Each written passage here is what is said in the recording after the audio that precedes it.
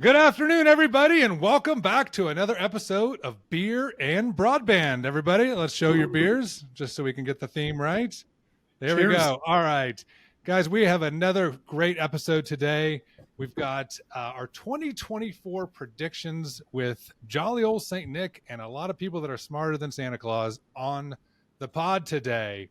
So this is going to be a conversation where we talk about future trends, tech things about broadband, cloud, networking, all the fun stuff that we're looking forward to next year. But before we get started, let's do introductions about our lovely panelists and guests. And you guys could introduce yourself and tell us what you are drinking today. Myself, I'm drinking the lovely lady Stella to be in season. And let's start with Mr. Hubeck. Hello, St. Nick, Justin, and Bill. Great to be on this panel with you guys. So I'm coming to you from beautiful Geneva, Illinois. I work for a distributor, fixed wireless access and fiber broadband products called Wave, and also MBSI Wave. And big fan of beer and broadband. I think this is my second appearance. So honored that you have invited. Well, welcome. We welcome your knowledge and your wisdom. Woo-hoo. Mr. Roller. Yeah, hi everybody. Justin Roller, and president of Bonfire Fiber. Also my second time on the Beer and Broadband. Been a while for me, but excited to be on here right before the holidays. And I'm having a delicious Sam Adams Winter Lager in the sort of festive spirit. Oh, dear God. I'm very sorry. I'm having a gumball head, a Three Floyds gumball head. I totally missed that detail, but very delicious. Oh, that's a new one for me. Gee, that is a new one. And last, but certainly not least, Bill. Hi, folks. My name's Bill Kine. First and foremost, I'm enjoying a Pilsner Urquell from Prague, Czech Republic. Very conveniently, that's where my favorite beer comes from. And my mom happens to live there. Nice. It's a good coincidence. So I'm a networking and security consultant and many years in the industry. And I'm looking forward to joining some friends and having a good conversation. Awesome. Well, gentlemen, thank you so much. And as you guys know, at Beer and Broadband, our goal is to inspire, educate, and have a little bit of fun while we do this. So today, let's kick it off with We're about a week or so away before 2024, and I think we can all agree that 2023 was one hell of a year, and in the technology space. So I guess before we get to 2024, what do you think was the craziest thing that happened in technology in 2023? Wow, that's a good one. I just think the explosiveness of AI. I mean, it's just not ChatGPT anymore. I mean, there is just so much AI out there. You look at LinkedIn and how many people are referencing what AI platform or software or what have you to use to automate and accelerate things. It was just a major explosion of AI this year, in my opinion. I mean, I'm pretty sure Skynet it's up there, right? It's up there. It's coming. I would definitely second that, and I hate to go to the negative side, but I also think it's early already to go negative. I also think 2023 was a banner year for ransomware, and I think all of our eyes were opened with regards to some of the attacks. I live in a little tiny rural town you may have heard of called Las Vegas, and we bore the brunt of some pretty major attacks lately. Yeah. So I think it was eye-opening, and I think we're going to have to use things like AI in order to come up with a more reasonable response. Bill, I just got 5 smishing attacks as you were talking there. No, it wasn't me. I promise. No, my bill is not past due. I will not click there to get my service back. We could have a whole episode on smishing. Oh, we totally could. Just on the name. Yeah. I know. I mean, that's a marketer's dream. Mm-hmm. Mr. Roller, what do you think? What was so we went AI and we got ransomware. So we've all right. Where are you going to come in at? I think you have to sort of land on AI, and I agree. I think with security is only going to get to be a bigger and a bigger and a bigger deal. And the more AI we get, I think we can combat certain things. And then obviously we know AI is going to be used for bad as well. So, I mean, security, validating content, and like all of the other things that come with just the rapid proliferation of, because the ChatGPT only became public in what, like late 22. So, I mean, we're only really like just a year into it, and it's gone from being like, what is that, to every company out there is trying to figure out a way to leverage it. Every CEO wants to know how are we going to use AI? How are we going to use AI to do X, Y, or Z? But it has become like the thing to talk about. And I think the two guys hit the two things. It's going to be AI and security. And I think even in 24, those are going to be the two topics du jour. I think not to disagree, but I mean, I think those are huge. But obviously, this podcast is beer and broadband. But wouldn't you think that in order to enable security, enable AI, you need connectivity, regardless of how you get it, right? Some kind of connectivity. Absolutely. And I guess in my view is in 2023, the amount of money, if you think about a big story, the amount of money that was contributed towards pure connectivity, whether it's fiber, wireless, satellite, whatever it is, like there's a ton of cash that got dumped into the market. I don't think we're gobsmacked. I was going to say satellite and 5G are my top two there. Absolutely. Yeah. I think I wasn't gobsmacked by it, St. Nick, because we are in this pattern of CAF2, RDOF, BEAD, and so I truly feel, and yes, it is a substantial amount of money, don't get me wrong, but I think we are going to continue to see trends of federal and state subsidy being pumped into our economy, our rural areas I think this is just going to be a staple in our lives for years to come. The next couple of ways. Nick, I didn't say that one because I felt like there was a lot of announcements in 2022 about money coming, and there was a lot of talking about getting BEAD programs and things out the door in 23, but nobody's actually done anything with it yet. So I'm hopeful that 2024 is the year that some of that BEAD money, some of these states are sitting on $1 billion a state kind of thing, that some of that money starts to come out the door and we actually see people getting connected, and we're not, that cycle of talking about it and trying to figure out how to get it out the door, which is obviously a massive challenge for our state governments to try to figure that out. And some are doing better than others, but that, when they finish that lift, I think that will be, it'll be a major piece of what our news is, just in the sense of enabling then more and more, proliferation of the technologies and some of the problems we talked about. What about, so we've got, I guess we'll go back to the AI and the security. So in 2023, again, before we move on to our predictions, what do you think was the biggest story, right? What do you think from an innovation perspective was able to be accomplished in 2023 with good or bad? I mean, I think, Bill, you make a good point. A lot of times we wear the rose-colored glasses and we talk all about the good stuff, and we kind of push down anything bad that happens because we don't want to think about it. But what were those, innovations that were like, hey, wow, this is big, in the AI in space, in the network security space? Who wants to take it? I was going to say, I have a hard time pointing to like a very specific integration or innovation. I just think some of the things you're seeing in the news, though, like with like British Telecom had announced, they're doing layoffs, and they intend to replace those jobs with AI. And I don't know if that's not good news. That's sort of the scary side of the AI conversation, which is always kind of an interesting one because there is sort of a scary side to it. But I think it's the reality that in our industry, that it is already starting to make an impact on jobs and efficiencies, and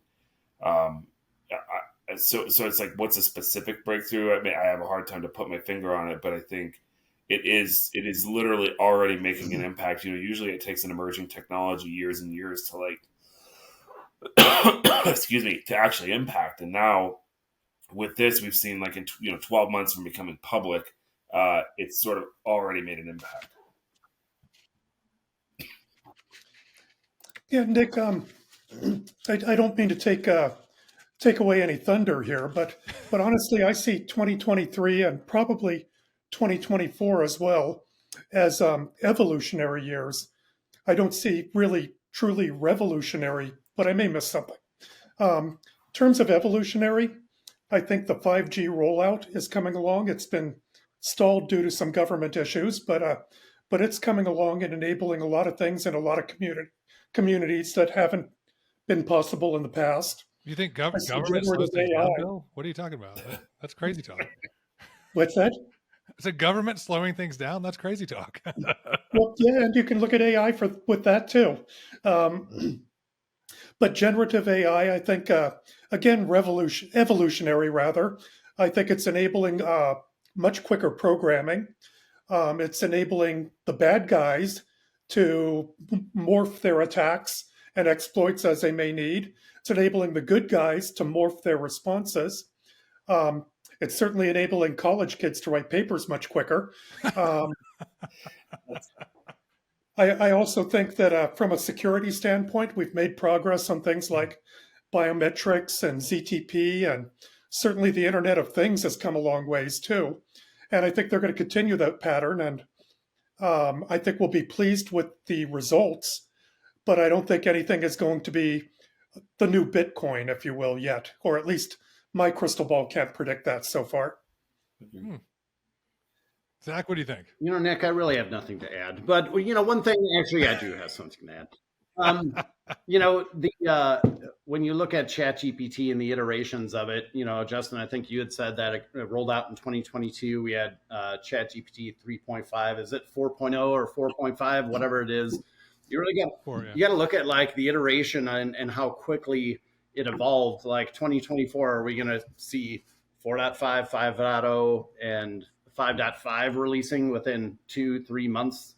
And then it's scary to think what that is going to actually be and the outcome. I was in a Vistage meeting, and within 20 minutes, you talk about developing websites and being able to do things, automate things. We had a full e-commerce website spun up, ready to go to publish within like 30 minutes. And it's like, wow. So just crazy, the speed and how quickly this can evolve into something really, really powerful and at the same time, really, really scary. I think on that note, let's talk about, I don't know if you guys, I was talking to Justin or somebody else about, Bill Gates sends out his letter every year about his predictions for 2024 and the year. And a lot of what he talked about was obviously AI, security, things like that too. But what I thought was really fascinating from an innovation perspective is a lot of times in our world, we look at the connectivity, we look at the applications, we look at what I would consider the sausage making of how things work together.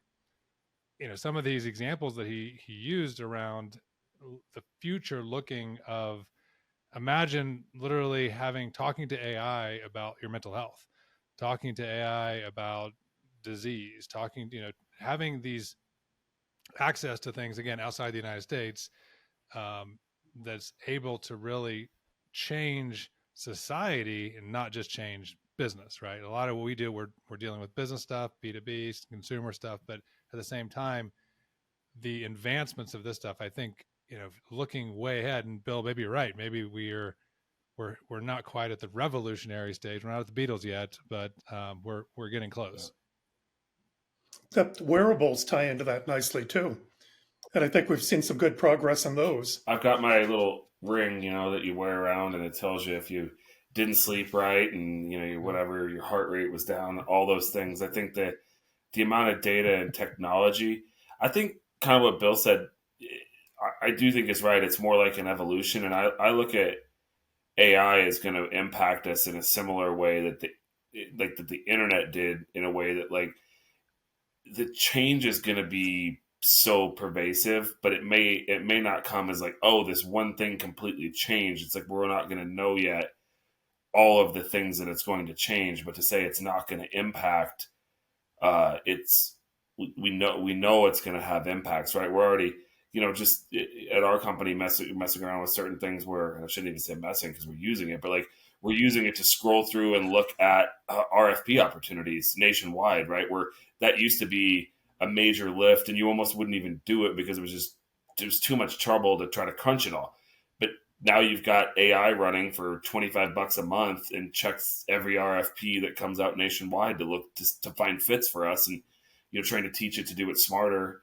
But like that kind of power for certain things where you're like, oh, that wasn't when somebody said you could use ChatGPT, like that wasn't the use case I was thinking of, but it was a like very logical use case that sort of fell on our lap. But I think some of those things, like it's going to be hard to project, but we're going to evolve into this world of like, that's going to become more and more of our reality. But just like the internet, because now nobody thinks about like, oh, I'm going to go use the internet to find a recipe. It's just, that's how it's done, obviously. Like how else would, cookbook, like that's something that sits on a coffee table. Like, so I think we don't know what all the impacts are going to be, but the writing is on the wall that's going to be part of our life. You use it to find cat videos online.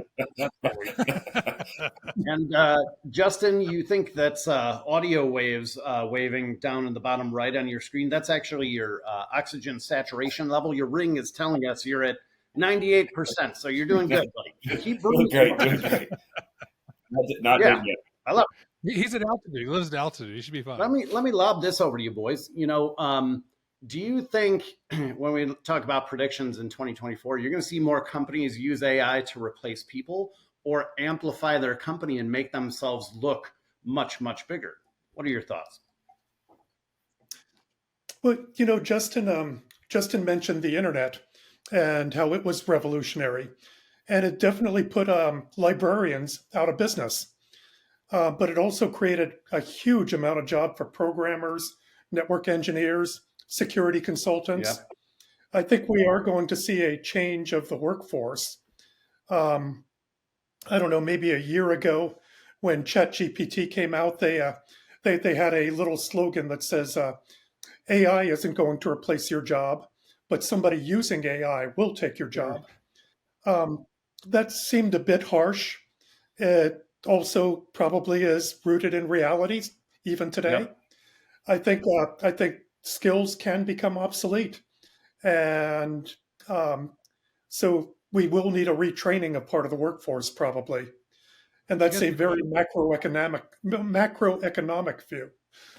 I guess the question, Zach, is though, I mean, if you could look at it the other way, right? You could say that it's actually freeing up more time to the philosophy of how we work as a culture and a society is shifting. And hey, maybe this is giving us more time to do the things we want to do versus the things that we have to do. Very good point. Yep. Agreed. And I saw some advertisements for a company that was looking for somebody who, I forget the exact title. You guys could probably help me out with this. They were looking for somebody who could phrase things properly for ChatGPT to give them the answers that were appropriate. So they were looking for a ChatGPT question engineer. I'm sure they had a fancier title than that. Prompt officer? Yep. There you go. Thank you. Chief prompt officer. Salary, $400,000. And your job will be gone in a year. Didn't exist 2 years ago. Yes, it'll be replaced by AI in a year. Somebody will just develop something. I think to answer Zach's question, it's kind of, I think it's a combination. I think it's part of what Bill said though around skills. I think it's going to put pressure on all of us to have to reskill faster and more often in our careers than what you think. Like maybe baby boomers could go through a career and you thought, hey, you were going to have a career and you went to work in the GM plant and you were going to work in the GM plant until you retired. And then, maybe it became more common that maybe you had one career and then you had like a second career. I think, and I read some research, this wasn't just my idea, but some research that said, the younger kids that are growing up now are going to have to reinvent themselves, 10 and 15 times during the course of their career because technology is going to change fast enough that like, even in our lifetime, like we saw data science get really, really hot, and everybody talked about data science and we're going to be a data scientist. And now data science is like starting to like already kind of, it's kind of already hit the crest of like coming down where it's like, well, do I really need data science, or will ChatGPT do that? So it's like that it was this whole, an ecosystem. College degrees are being developed around it, and it became the biggest thing, and then it started to go away in like a 5-year period, whereas like for me being, a developer, it was like, we talked about COBOL was going to go away for 25 years, and I think there's still COBOL developers out there somewhere, but it was like, everybody kept saying, oh, COBOL is going away, and it would like live on and live on. I think there's the life cycle of the techs are going to come up and go down, I think in a lot of ways quicker than we're used to. It's interesting though. I mean, so I know obviously, Justin, you have kids, Zach, you have kids, Bill, you have kids. Hi. At all different ages. I'm just wondering, yeah, I mean, we obviously, looking at all of us, there's some gray, and except Zach, I don't see any gray there, but okay, a little bit. There's credibility. Yeah. To Justin's point though, I mean, that's an interesting thought of, from a career perspective, as things happen, like what's the mindset? Like, is the mindset literally like, hey, you need to go into, when you think about technology, expect you're going to have to learn something new like every year. It's not the idea that things can be stagnant or static, is basically that trend is eliminated. It's gone.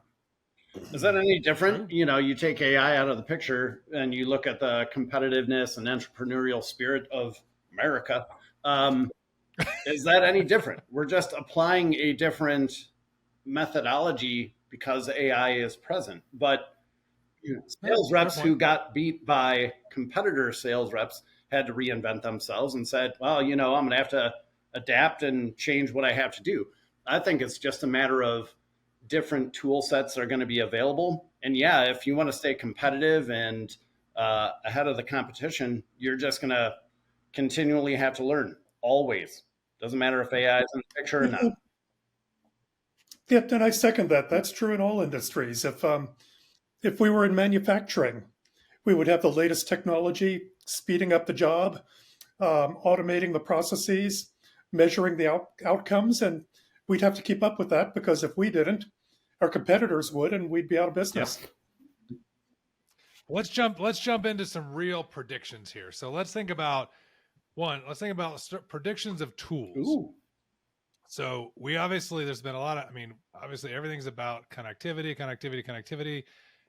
The reality is that's just an enabler. So let's think about tools that are going to change in 2024. What do we think?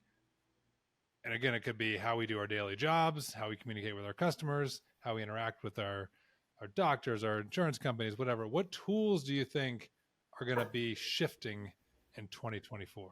And it could be better battery life. You're okay, that was very low tech. Are they going to fix that glitch where the algorithm runs and all of a sudden your phone battery, right at 2 years, just decides to die, so you have to buy a new phone? Is that? That's just good marketing. That's smart. What we're talking about. There you go. What's one tool that you use today that you think either will be improved or will go away in 2024 in just your day-to-day life? So not talking about networking or security specifically, but yeah. I think I like wearables. I think we're going to see a lot of progress in that regard. I don't have a watch on to show you. That ruins that prop. But I think they're going to become increasingly sophisticated to the point where perhaps these things begin to fade out sooner or later. I'm not sure how I'm going to take a picture from my watch, or my wearables, but I think it's got the intelligence to do almost everything. Well, the new Facebook Ray-Bans have the cameras in them that you can take pictures, and they look pretty good. That whole thing is a little creepy. Our VP of Ops has those glasses, and he can like take pictures and videos off of his glasses, and I was like, I don't know if I don't know if I like that. My prediction, which hasn't Is that better? Is that better than Neuralink and implanting a Well, chip in your maybe. brain? No, and I think along what Bill was saying, I've kind of been on this for a while where I've wondered if eventually we're going to get the technology in the phone where eventually you just end up docking your phone and the laptop is actually the thing that goes away. And then so on your work trip, you don't carry your laptop, you just bring your phone, and your phone's got, your access to your, whatever cloud product you're using, all the SaaS applications that you're using can all be accessed through the web. So you're just docking a phone, and you go that, you go that route. And I know the keyboard's a little tricky, but I think I wonder about that one sometimes. I don't know if that's a 2024 thing, but it feels like that's something will change. Like whether maybe it's the wearables get rid of the phone or the phone gets rid of the laptop, but it feels like now we're starting to have to carry around so many things and you have so many connected things on you that eventually there'll be a consolidation of connected bits and bops that are, that you're carrying around. And combine the phone with Nick's glasses with some augmented reality. And now you've got a pretty powerful tool there. I like that. And you add beer to that, it's going to be crazy. Beer is augmented reality to me. If we're going to keep it along the same lines of wearables and glasses and things like that, certainly not a 2024. But are we going to see the day where you go to a networking event, you're wearing glasses, and everyone in your LinkedIn profile or your customer database is merged somehow, some way, and you're at this networking event walking around, that person's picture pops up, their LinkedIn profile, their annual revenue with you, their profitability, wife's name, children's name. And as you're walking around the party, you just look at someone and you walk up to them. Hey, Justin, how's Susie? Did she do okay with that surgery? Are we going to see that day? And that is potential with these wearables. Yeah, I'm with you, Zach. Like I think about the tools, and especially as from a marketing perspective, the ability to be personalized, and is just, I think we are on the cusp of both dangerous because it is so much personal information, but then I guess the question is, do you want to be personalized, advertised to, and marketed to versus not? I kind of do, and I think the ability to be more effective at events. What if you're just shopping? If you're going into a store and you get personalized information about what's happening. Yep.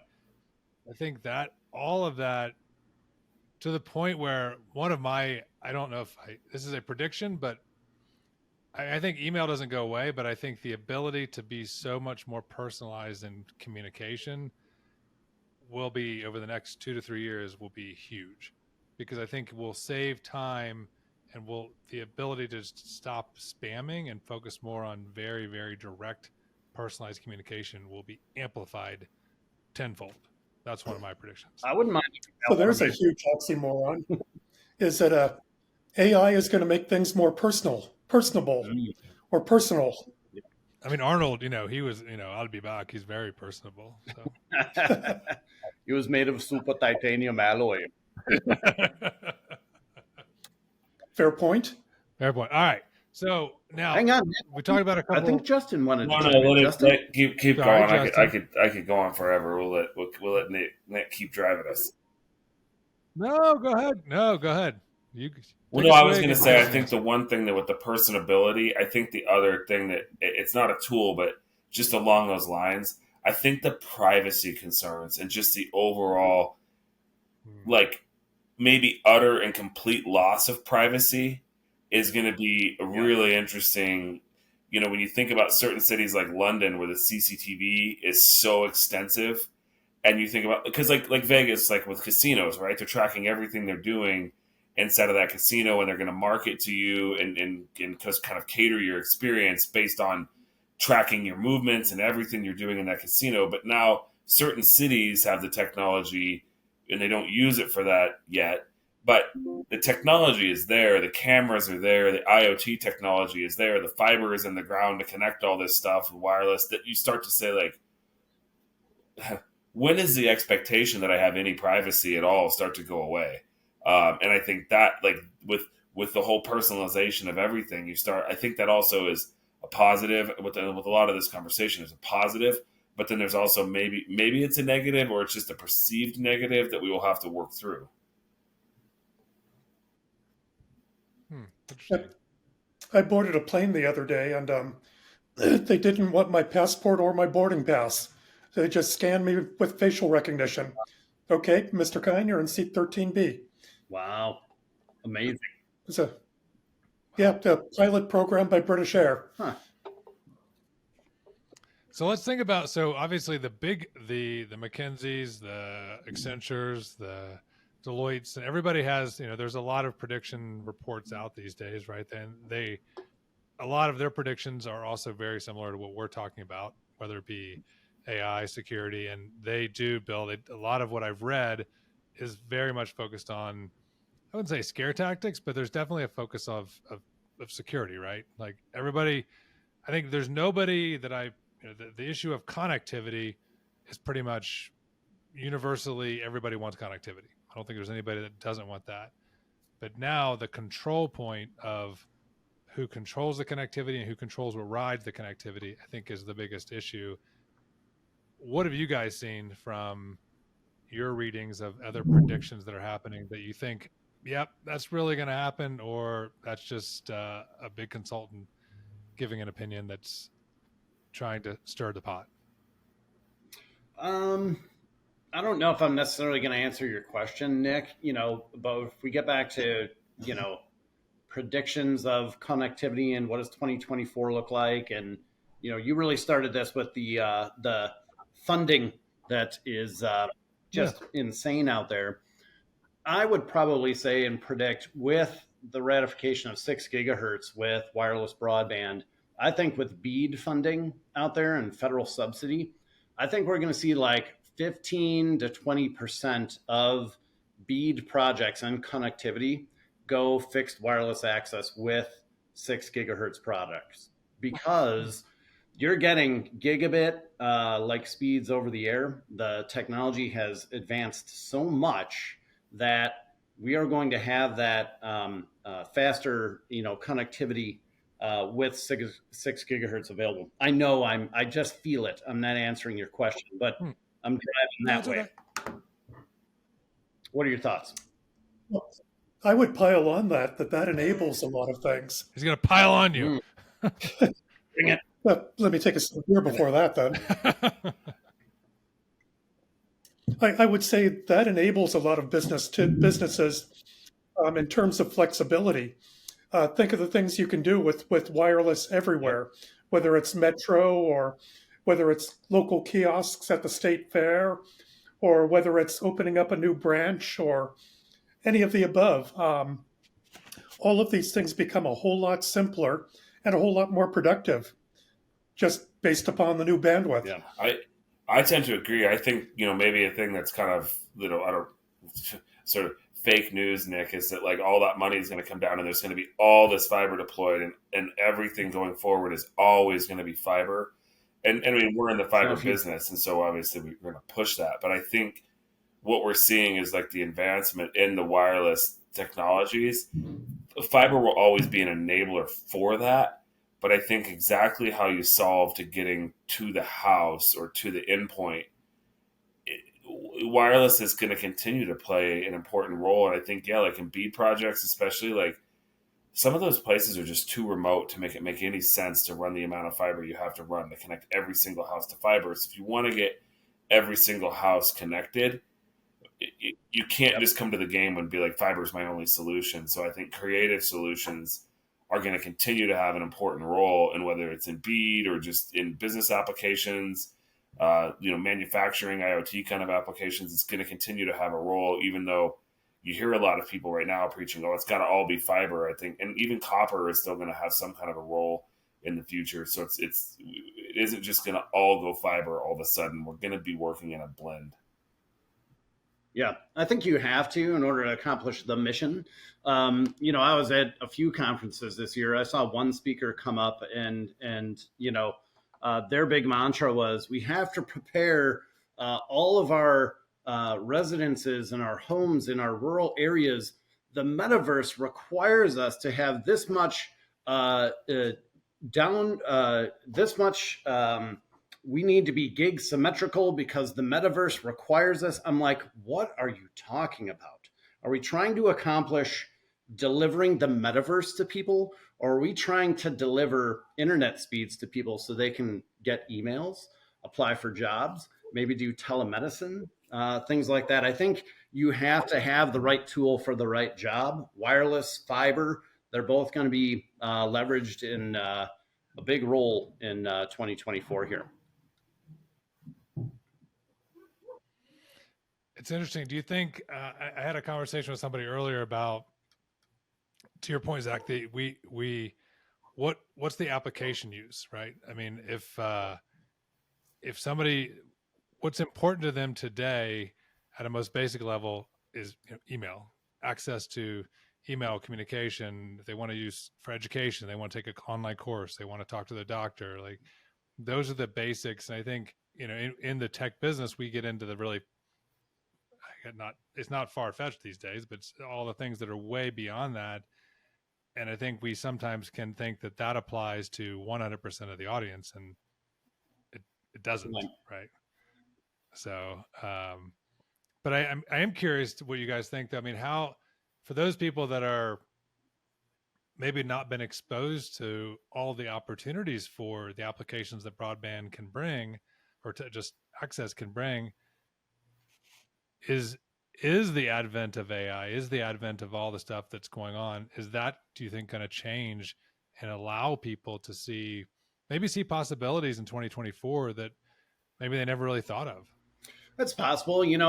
Bringing connectivity is the first and foremost job, but also, instead of having a human review your resume to apply for a job 5 states over, you'd have ChatGPT sharpen that for you.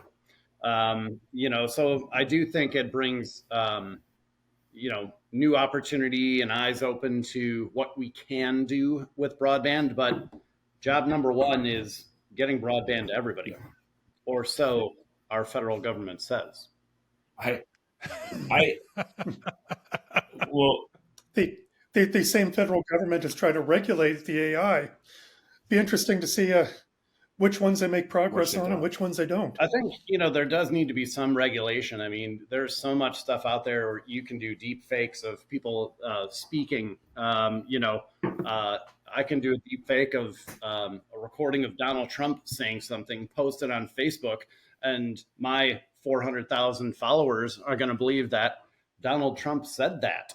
And that's a deep fake. I mean, there has to be some regulation with this stuff. Otherwise, it's going to get out of control really, really fast.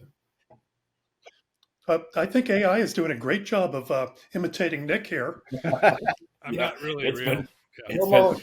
Domo Origato, saves Nick. But you know what, on that point, Nick, I guess here's kind of what I see happening is, I think it's, when you think of like application developers, like where I started my career, like building apps, and you knew, I mean, I'll date myself, but like back in the day, you were like, everybody was on like a 14.4 kilobit connection, and then you got like 28.8, and then you got 56K, and we were like, oh my God, we can do almost anything. And so then, like with video games and certain things, you were like, oh, now we got a whole new world. Let's start networking our computers together. We can play games against each other. Like, what getting ubiquitous broadband out does, like actual broadband speeds to, like I would say it like this. I would say that I think that like 90+% of the country is going to get gig speeds. Now, those gig speeds could come from wireless, they could come from a cable company, or they could come from a fiber provider. Hopefully it's fiber. Yep. But it's going to come from a blend of those three. But I think 90+% of the country is going to get to gig speed. And then what that's going to do is allow AR, VR, the metaverse. I've been to conferences where everybody's like the metaverse, and not just Meta, Facebook, but like just the idea of the metaverse is going to be your reality by 2030. And I can't wrap my head around what that means. But I think when you give developers and you say, hey, there is going to be a way to have gig type speeds at 90% of the American households, all of a sudden, who knows what people are going to build, because you now have a platform that you can actually deliver that on. Because before, if you talked 30% of the country or something like that had like a very fast, like a true, like kind of gig speed type internet connection. And I think now they say it's up to 40%. you can't really launch your applications assuming that everybody has that fast of a connection, because some people like me live out in the mountains, and before, we're still on kind of a garbagey internet connection, but I have a fiber overbuild that's down the street and I'm going to get fiber next year. So I think like eventually then you can say, oh, almost everybody has this. Now I can do 16K TV or whatever those other things are. And maybe it's like, do we need 16K TV? It's like, no, I haven't even bothered with the 4K TV yet. But if you can do it, the marketing guys are going to figure out a way to market it and sell that stuff to get people to buy it. And it's going to proliferate. So like by providing the connectivity, I think it just enhances that economy to say, let's go out there and do that. And then when you do that, it's going to create a whole bunch of security jobs that are going to parallel along that to see what content is real, what content's fake, so I think it's the sky's the limit, but I think ultimately, like all of us, as we expand these networks and we get people connected, I mean, it's going to be amazing to see what happens. Justin, how many geniuses are out there that are untapped, right? Yeah. Justin, I've got a face for radio, but I got to tell you, on the 4K, some of these TV personalities, 4K is scary looking at these people. I can't even imagine 16K. Like, holy smokes. It's like, how close do you want to be to the football players, right? Like, right? Exactly. Zach started by saying the basics. People in rural communities certainly need internet access for applying for jobs, telemedicine, and maybe email. Yep. But honestly, to Justin's point, they also expect entertainment. So that's now one of the basics and one of the minimums.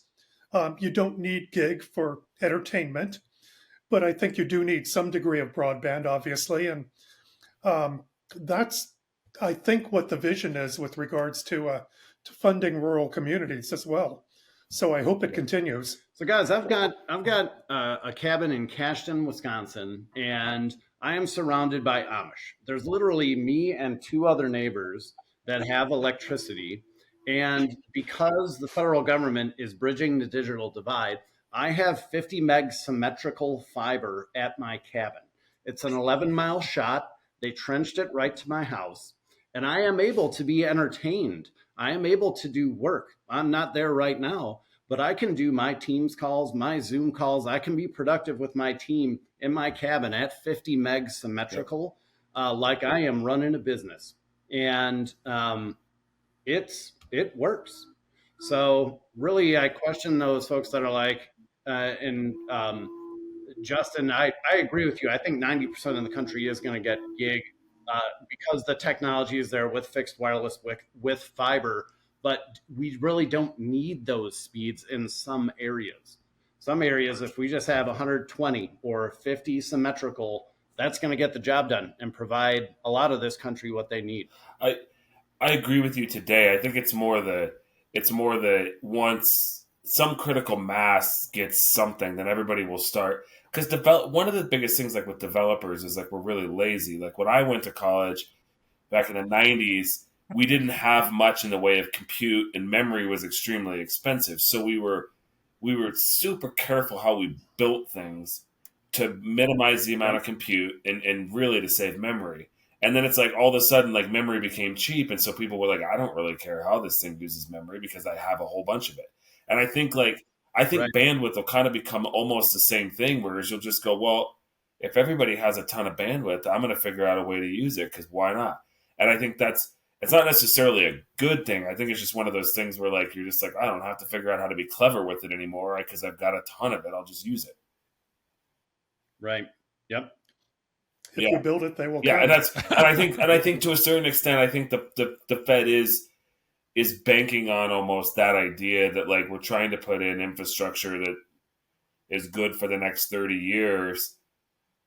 And I think it can be. And I think even with wireless, like we're going to propose grants next year that are going to use wireless. And so people are going to be like, you're a fiber company, you're doing wireless. And it's like it is the only thing that is responsible with the money that makes sense. It doesn't make sense to connect houses for $75,000 to connect a single house.